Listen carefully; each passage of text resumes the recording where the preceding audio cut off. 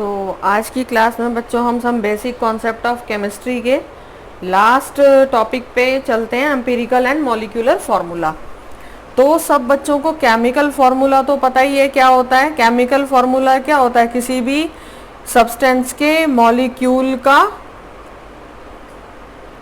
उसके अंदर कितने एलिमेंट्स प्रेजेंट हैं, उसकी ब्रीफ रिप्रेजेंटेशन। ठीक है, तो जैसे केमिकल फार्मूले की हम बात करें, एग्जाम्पल लेके हम डिस्कस करते हैं इसको।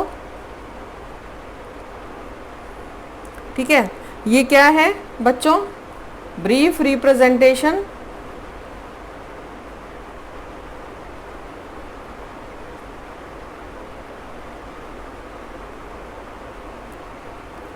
Of the molecule of a substance.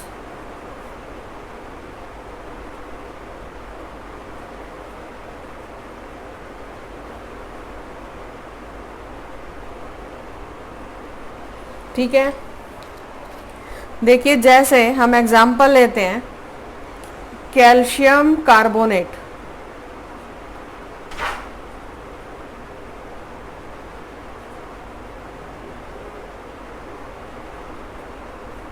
ठीक है, या सोडियम सल्फेट। ठीक है, ये क्या हो गया? Chemical formula. ठीक है, अब देखिए बच्चों, ये जो केमिकल फॉर्मूला है ये फर्दर दो टाइप्स में डिवाइड किया गया।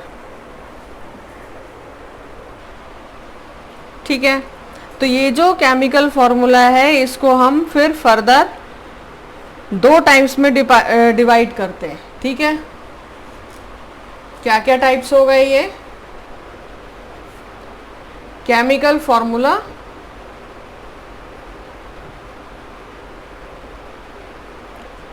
further divided into two types.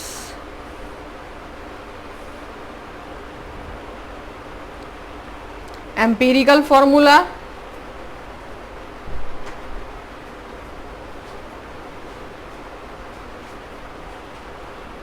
and molecular formula.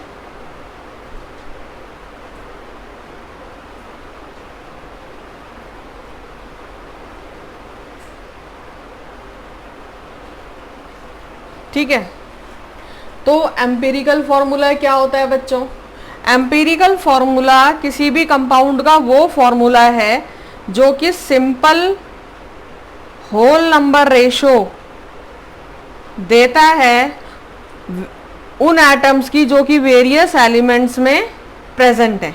ठीक है, तो सिंपल होल नंबर रेशो, और मैं यहाँ पर आपको मेंशन कर दूं कि it give simple whole number ratio of the atoms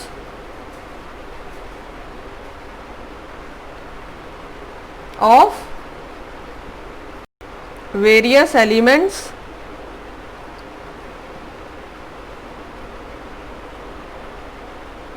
present in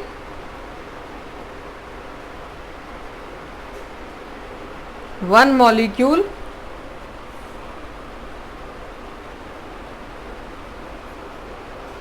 of the compound. किसी भी एक कंपाउंड के एक मॉलिक्यूल के अंदर जितने भी एलिमेंट्स प्रेजेंट हैं उनके सिंपल होल नंबर रेशो को कौन हमें देता है? Empirical formula. और मॉलिक्यूलर फॉर्मूला क्या हो गया बच्चों? जैसे अभी हम पहले एम्पिरिकल फॉर्मूला का एक एग्जांपल लेते हैं। जैसे अगर मैं ये हाइड्रोजन पेरोक्साइड का एग्जांपल लूं, हाइड्रोजन पेरोक्साइड का एग्जाम्पल लूं,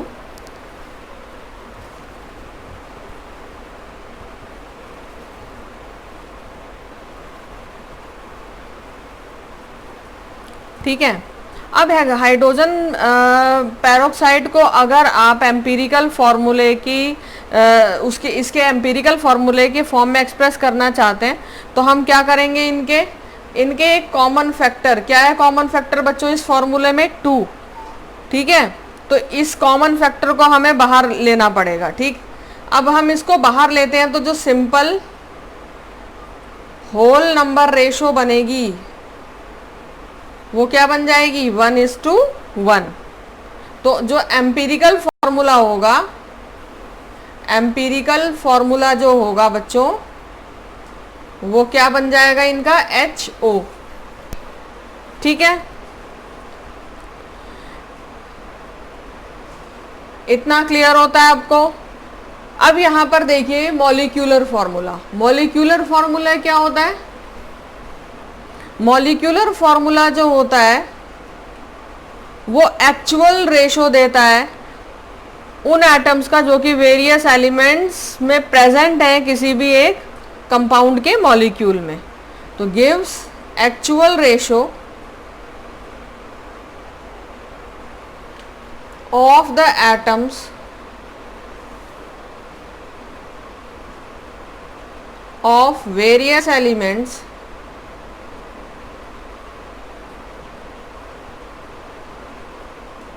present in one molecule of the compound।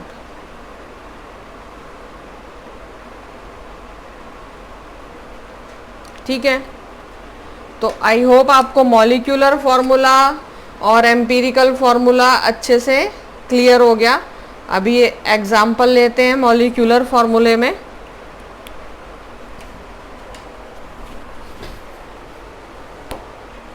अब एम्पिरिकल फार्मूला और मॉलिक्यूलर फार्मूला को बच्चों हम ग्लूकोज का एग्जाम्पल लेकर के और अच्छे से समझते हैं। ठीक है, ग्लूकोज का हमारा फार्मूला क्या होता है C6H12O6।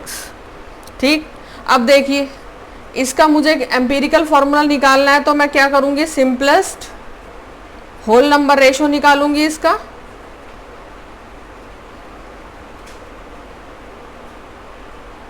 ठीक है, तो यहां पर मैं क्या देखूंगी, कॉमन फैक्टर हम क्या देख रहे हैं बच्चों, ग्लूकोज के फॉर्मूले में क्या है 6। ठीक है, अब इस कॉमन फैक्टर को अगर हम देखते हैं, इस कॉमन फैक्टर को हम बाहर निकाल लेते हैं। हमारा फॉर्मूला था C6H12O6। कॉमन फैक्टर अगर हमने बाहर ले लिया 6, तो यहाँ क्या बचा, कार्बन का रेशो 1, हाइड्रोजन का 2 और ऑक्सीजन का 1। ठीक है, तो ग्लूकोज का जो एम्पिरिकल फॉर्मूला आया वो क्या आया, देखिए CH2O। ठीक है, अब अभी हम इसी कंपाउंड यानी ग्लूकोज के ही मॉलिक्यूलर फॉर्मूले को समझते हैं। ठीक, अब देखिए मॉलिक्यूलर फॉर्मूला,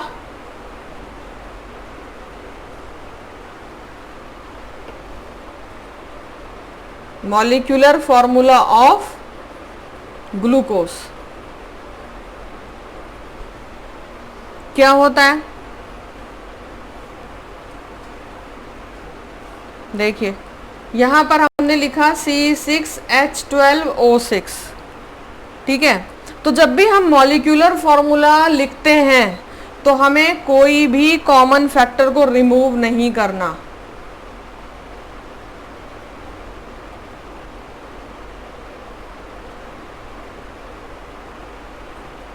ठीक है, जो एटम्स होते हैं उनके एक्चुअल रेशो को ही कंसीडर करना होता है। Actual ratio of atoms is considered.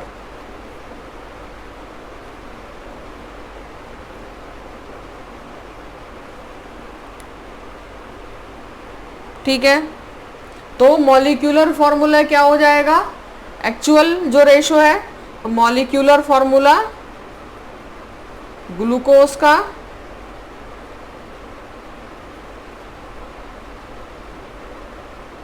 यही रहेगा C6H12O6। ठीक है, अब देखते हैं बच्चों कि मॉलिक्यूलर फॉर्मूला और एम्पिरिकल फॉर्मूला में क्या रिलेशन है। Relation between empirical and molecular formula.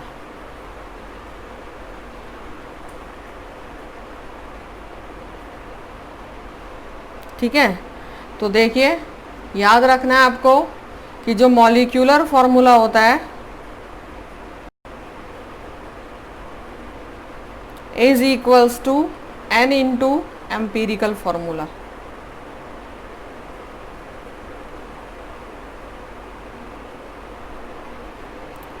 ठीक है, ये जो n है ये क्या है, कॉमन फैक्टर। ये जो n है ये क्या है, common factor.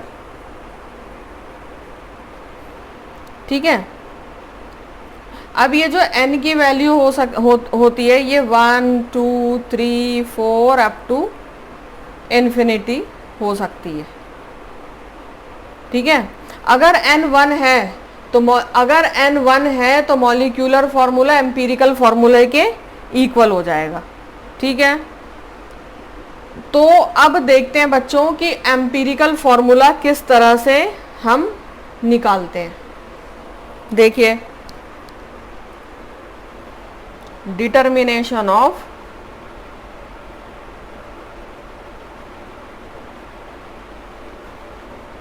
Empirical formula.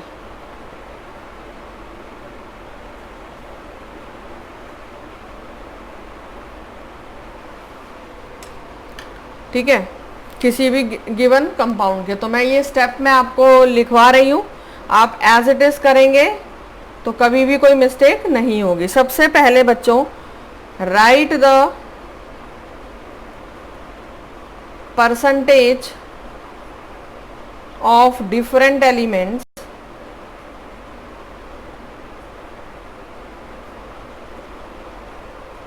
Involved in the formula.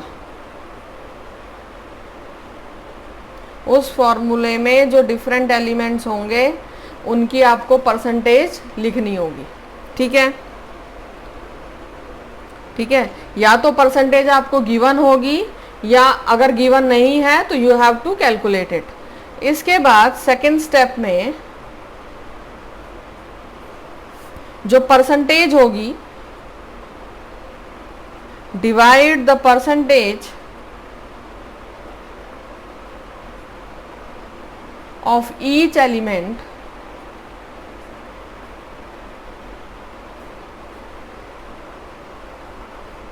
by its atomic mass। ठीक है, तो परसेंटेज को हर एलिमेंट के परसेंटेज को उसके एटॉमिक मास से डिवाइड कर देना है। इससे हमें क्या आ जाएगा बच्चों, इससे हमारे पास क्या चीज आ जाएगी, ग्राम एटम्स या मोल्स ऑफ एलिमेंट्स। इससे हम क्या कैलकुलेट कर लेंगे, ग्राम एटम्स या mole of elements.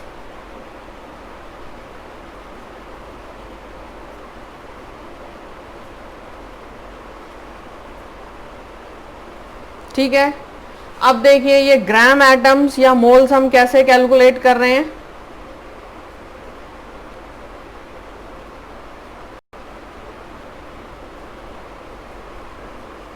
Percentage of the element अभी मैंने ऊपर लिखा,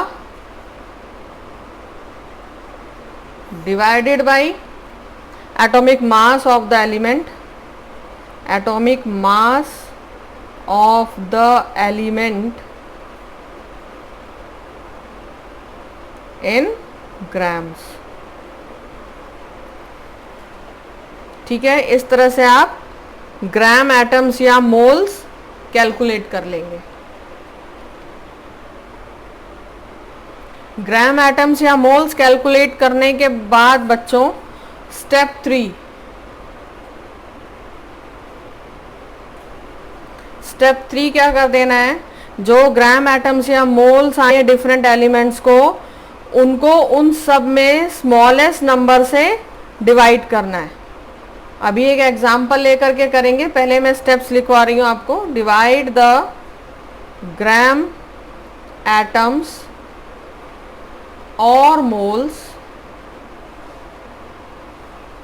of different elements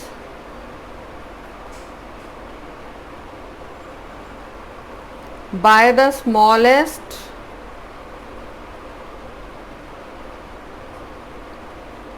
among them। किस लिए कर रहे हैं हम? टू फाइंड एटॉमिक रेशो और molar ratio. To find atomic ratio, या इसको मोलर रेशो भी बोलते हैं। ठीक है, अब बच्चों नेक्स्ट स्टेप में, step 4,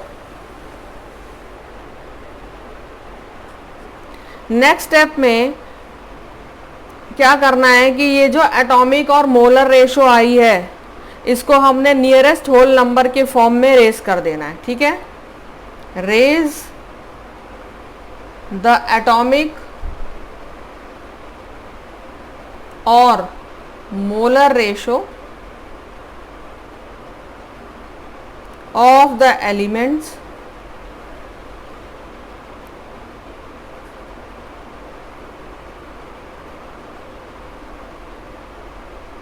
to the nearest whole number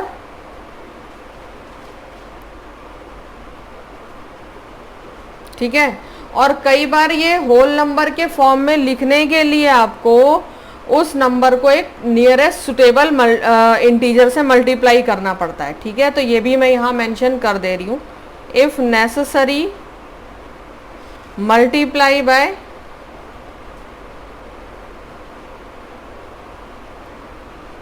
suitable integer.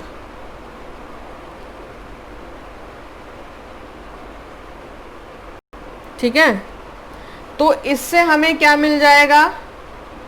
इससे हमें एक सुटेबल, एक सिंपलेस्ट होल नंबर रेशो मिल जाएगा। ठीक है, simplest whole number ratio is obtained. ठीक है,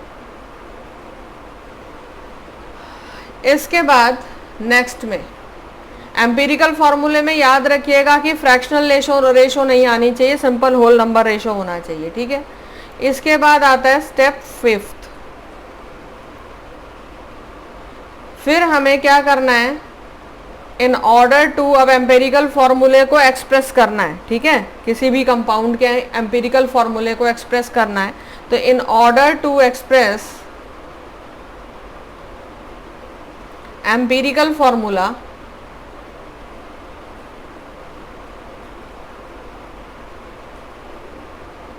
of the compound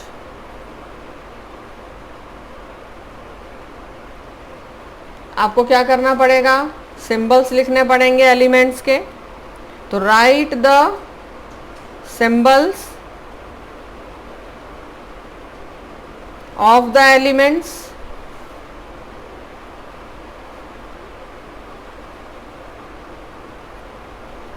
involved side by side. जो भी होल नंबर रेशो आई है हर एलिमेंट की, वो भी हमें पुट करते जानी है। तो side by side put the numerical value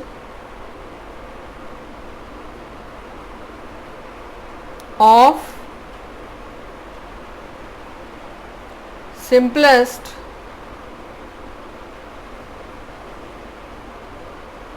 whole number ratio of each element।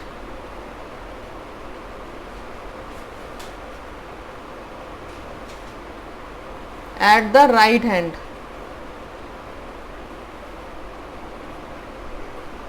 at the right hand lower corner of its symbol।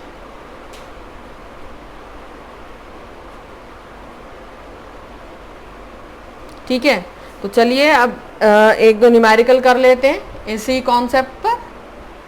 तो देखिए बच्चों, ये क्वेश्चन हमें दिया है कि a compound on analysis was found to contain carbon 34.6% दिया हुआ है, हाइड्रोजन 3.85% है और ऑक्सीजन 61.55% है। आपको इसका एम्पिरिकल फॉर्मूला निकालना है। ठीक है, तो मैंने जैसे जैसे आपको स्टेप लिखाए थे उसी स्टेप के फॉर्म में आपको ये क्वेश्चन सॉल्व करवा रही हूँ, ठीक है।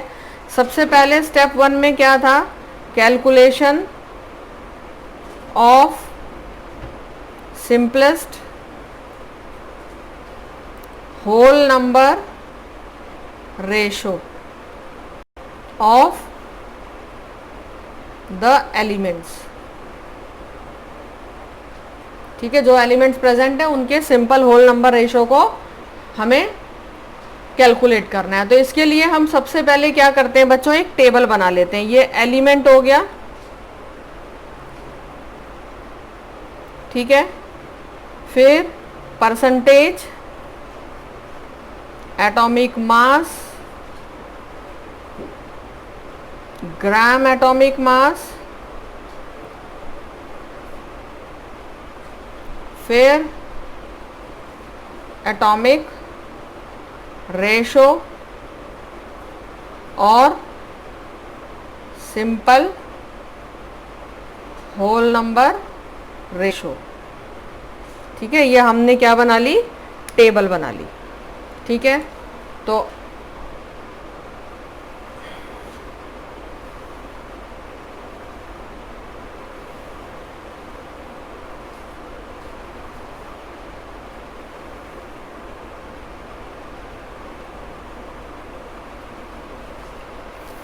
चलिए टेबल हमारी बन गई है।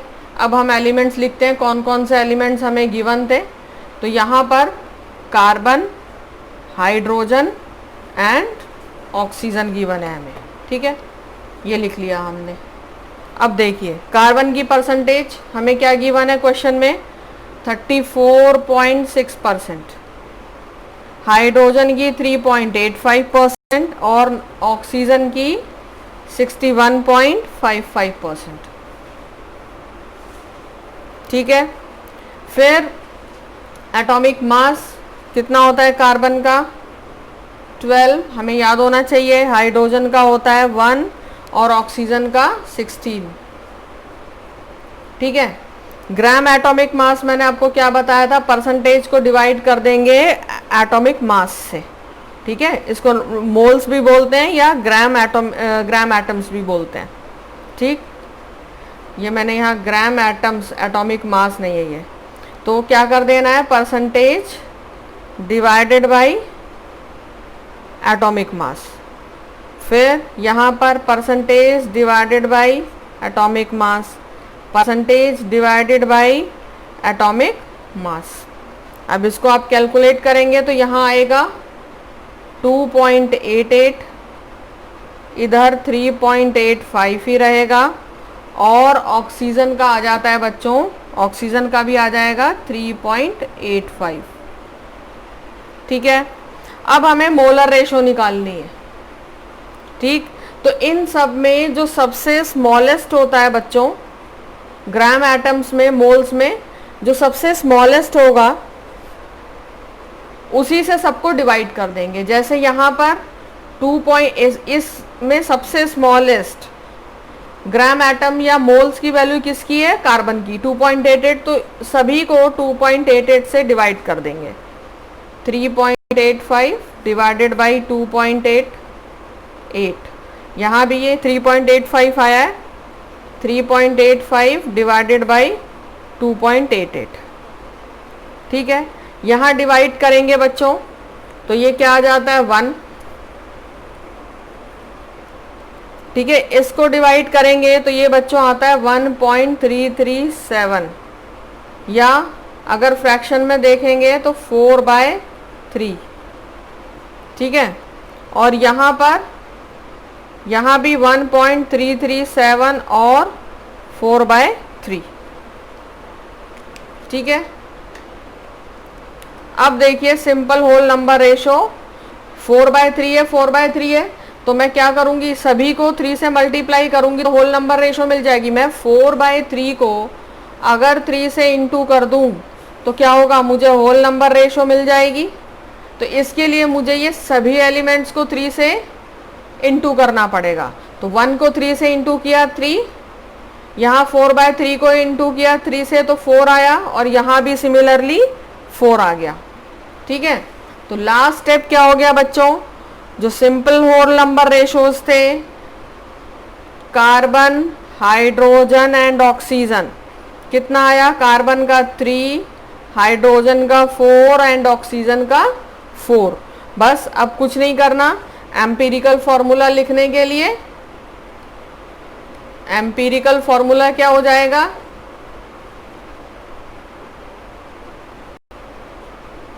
C3H4O4। तो ये आपको क्या मिल जाता है, एम्पिरिकल फॉर्मूला। ये स्टेप्स हैं, किसी भी गिवन कंपाउंड की परसेंटेज आपको दे रखी है, आप क्या निकाल सकते हैं, एम्पिरिकल फॉर्मूला। ठीक है, अब देखिए बच्चों, ये नेक्स्ट क्वेश्चन में हमें एक ऑर्गेनिक कंपाउंड दे रखा है और उसमें कॉम्पोजिशन दे रखी है एलिमेंट्स की, कार्बन 48%, हाइड्रोजन 8% और नाइट्रोजन 28%। अब देखिए, अगर हम यहाँ पर जो गिवन, हमें क्या निकालना है, एम्पिरिकल फॉर्मूला। अब हमारे पास जो भी एलिमेंट गिवन है, इनकी अगर हम टोटल परसेंटेज निकालें तो क्या आती है, 48 + 8 + 28 कितनी आ रही है, 84%। और हमें क्या पता है बच्चों कि जो परसेंटेज होता है, जो भी हमें गिवन एलिमेंट्स की परसेंटेज दे रखा है, उनका सम कितना आना चाहिए, 100, पर यहाँ पर तो 84% है। ठीक है, तो इसका मतलब जो बैलेंस बचा, बैलेंस कितना बचा, 100 में से 84 को आप क्या कर देंगे, सब्ट्रैक्ट कर देंगे, तो कितना आता है, 16%। ये जो 16% है, ये ऑक्सीजन है। कई बार क्वेश्चन में डायरेक्ट ऑक्सीजन की कंसंट्रेशन आपको नहीं दे रखी, परसेंटेज नहीं दे रखी। ठीक है, कई प्रॉब्लम्स ऐसे हैं जो एम्पिरिकल फार्मूला और मॉलिक्यूलर फार्मूला पर बेस्ड हैं, पर इन the question percentage of oxygen is not given, है ना। तो therefore it is very important, or you can say it is very necessary to check whether the oxygen is present or not। ठीक, तो आप क्या करेंगे, क्वेश्चन में जो भी परसेंटेज दे रखी होगी एलिमेंट्स की, उनका सम करेंगे। इट हैज टू बी 100 और ऑलमोस्ट क्लोज टू 100। अगर नहीं है तो आप ये मान जाएंगे कि one of the component oxygen is absent, और आप इस तरह से ऑक्सीजन की परसेंटेज निकाल देंगे। ठीक है, तो अब बाकी के जो स्टेप है वो सेम है जो हमने ऊपर वाले क्वेश्चन में फॉलो किए थे। कर लेते हैं दोबारा से ये क्वेश्चन को, फिर से मैं पूरे एक स्टेप वाइज आपको बता देती हूँ। ठीक है, तो सबसे पहले एलिमेंट, फिर आपने लिखनी है percentage, then it comes atomic mass, फिर आता है ग्राम एटॉमिक, ग्राम एटम्स या मोल्स। ठीक है, फिर एटॉमिक रेशो या मोलर रेशो बोलते हैं, और उसके बाद आपका simplest whole number ratio, simple whole number ratio. ठीक है,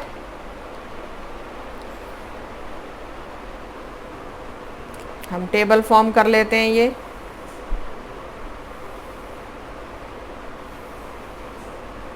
हमारी टेबल फॉर्म हो रही है।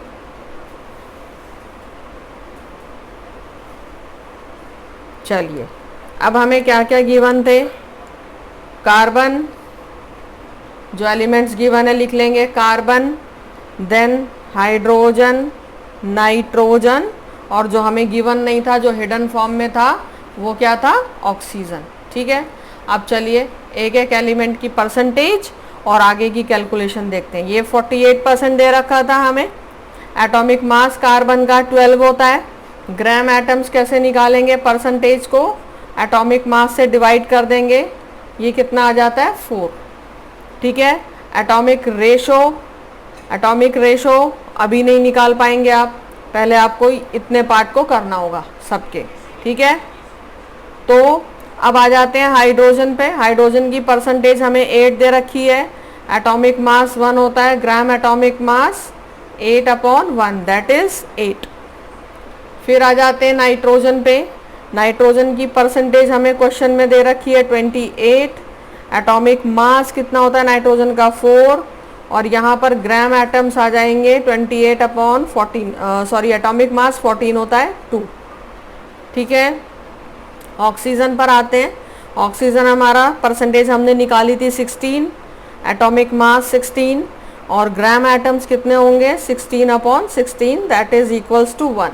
अब देखिए इन सब में जो ग्राम एटम्स या हम बोले मोल्स, वो सबसे ज़्यादा कम किसके आए हैं, ऑक्सीजन के। तो इसलिए ये सबको हम क्या करेंगे, सभी के ग्राम एटम्स को एटॉमिक रेशो निकालने के लिए ग्राम एटम्स को लीस्ट नंबर से डिवाइड कर देंगे। तो लीस्ट नंबर हमारा ऑक्सीजन का आया है, तो यहाँ पर 4/1 कितना आ गया 4, 8/1 कितना आ गया 8, 2/1 it comes to be 2, 1/1 is 1। तो देखिए यहाँ तो सिंपल होल नंबर रेशो आ जाएगा। ठीक है, तो last step carbon, hydrogen, nitrogen, oxygen. Carbon आया 4, हाइड्रोजन आ रहा है 8, नाइट्रोजन 2 एंड ऑक्सीजन 1। तो जो फॉर्मूला हो जाएगा बच्चों, एम्पिरिकल फॉर्मूला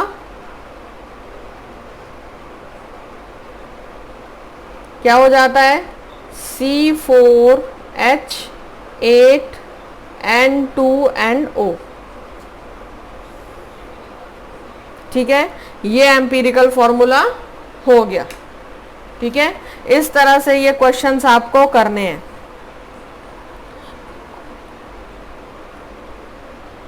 अब देखिए बच्चों, मॉलिक्यूलर फॉर्मूले को कैसे हम कैलकुलेट करेंगे। अभी हम पीछे फॉर्मूला करके पढ़ के आए हैं कि जो मॉलिक्यूलर फॉर्मूला होता है वो कैसे करते हैं, N इंटू एम्पिरिकल फॉर्मूला। ठीक है, अब ये N कैसे कैलकुलेट होगा। N कैलकुलेट करने के लिए हम क्या करते हैं, मॉलिक्यूलर मास को डिवाइड कर देंगे एम्पिरिकल फॉर्मूला मास से।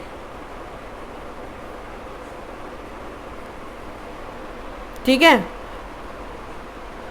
अब देखिए अगर ये पॉइंट्स में आ रहा है तो आपको सिंपल होल नंबर रेशो में उसको कन्वर्ट करना पड़ेगा।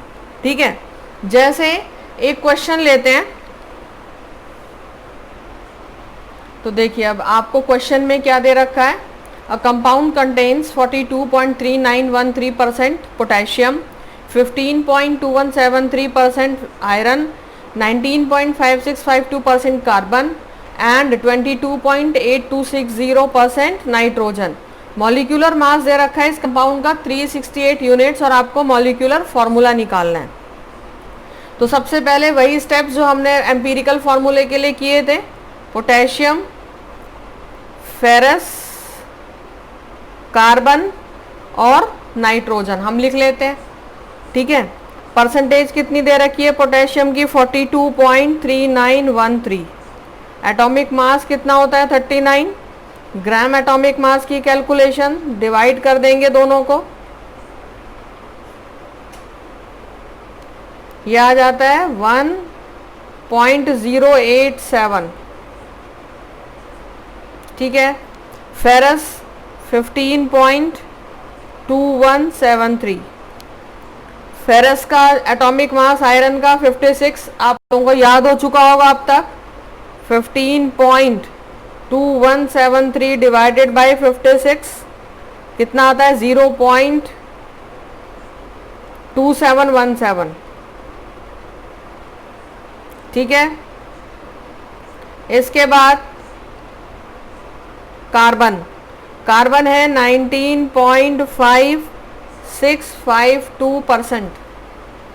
ठीक है, कार्बन का एटॉमिक मास 12, ग्राम एटम्स कैलकुलेट करने के लिए डिवाइड कर देंगे परसेंटेज को एटॉमिक मास से। कितना आ जाता है बच्चों, देखिए कैलकुलेट करके,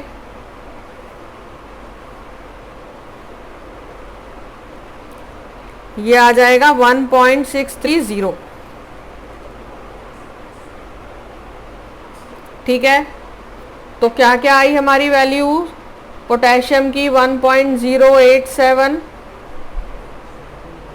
आयरन की 0.2717, कार्बन की 1.630 और नाइट्रोजन बचा हमारा 22.8260 दे रखा है। नाइट्रोजन का एटॉमिक मास होता है 14। यहाँ भी हम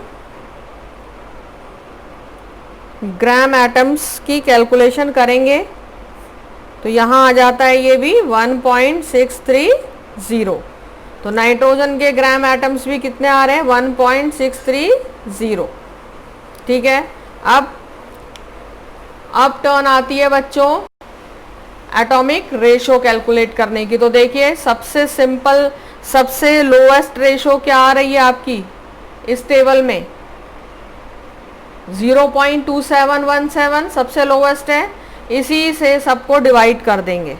ठीक है, तो यहाँ पर एटॉमिक रेशो निकालने के लिए तो पोटेशियम की रेशो देखिए 1.087 डिवाइडेड बाई 0.2717, ये आएगा 4। 0.2717 को 0.2717 से ही डिवाइड कर देंगे तो 1। 1.630 को 0.2717 से डिवाइड करते हैं तो ये आ जाता है 6, और again we have to divide the same numbers.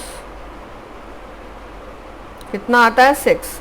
देखिए रेशो 4:1:6:6। ठीक है, ये रेशो आ गई हमारी।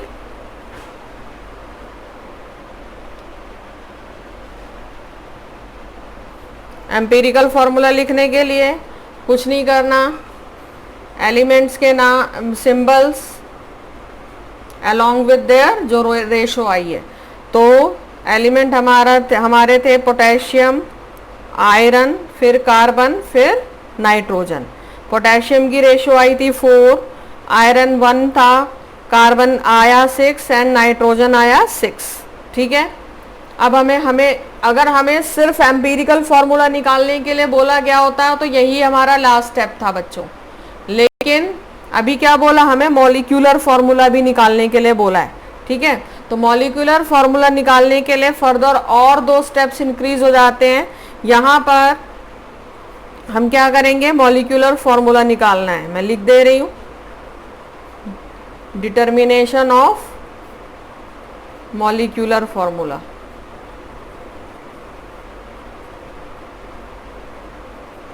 मॉलिक्यूलर फॉर्मूला डिटरमाइन करने के लिए हमें क्या चाहिए फॉर्मूले में? एक तो मॉलिक्यूलर मास, वो हमें गिवन है, और चाहिए एम्पिरिकल एन की वैल्यू चाहिए ना। तो एन कैसे आता है? Molecular mass divided by empirical formula. Molecular mass is given in the question, we have to calculate empirical formula mass. Simple same तरीके से करते हैं जैसे कि मोलर मास कैलकुलेट करते हैं। तो देखिए कंपाउंड में 4 into molar mass of potassium plus molar mass of iron, carbon के लिए क्या हो जाएगा 6 इंटू 12 प्लस नाइट्रोजन के लिए 6 इंटू 14। अब ये देखिए सॉल्व करते हैं, 4 9 जा 36, 4 3 जा 12, 156 प्लस 56 प्लस 12 6 जा 72 एंड 14 6 जा 84। ठीक है, क्या आ जाता है ये 368 यूनिट्स। ठीक है, मॉलिक्यूलर मास हमें क्या गिवन है 368 यूनिट्स, ये गिवन है। ठीक है, अब हम एन कैलकुलेट करेंगे। एन क्या हो जाता है बच्चों? Molecular mass divided by empirical formula मास। तो ये क्या आ जाएगा 368, दोनों ही की यूनिट वैल्यू आई है, तो 368 divided by 368 which comes to be 1। तो मॉलिक्यूलर फॉर्मूला क्या होता है?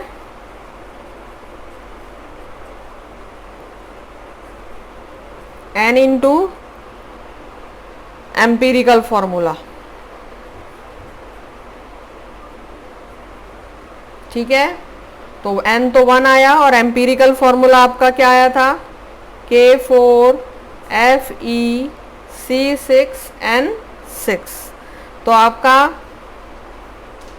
देखिए यहाँ पर इसको K4 को मैं बाहर ले लूँ, Fe और ये दोनों का सेम है, साइनाइड बन जाता है ना Cn,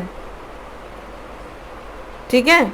तो हम इस तरह से ये फॉर्मूला हम निकालते हैं और ये नाम क्या आ जाएगा बच्चों, पोटेशियम फेरोसाइनाइड,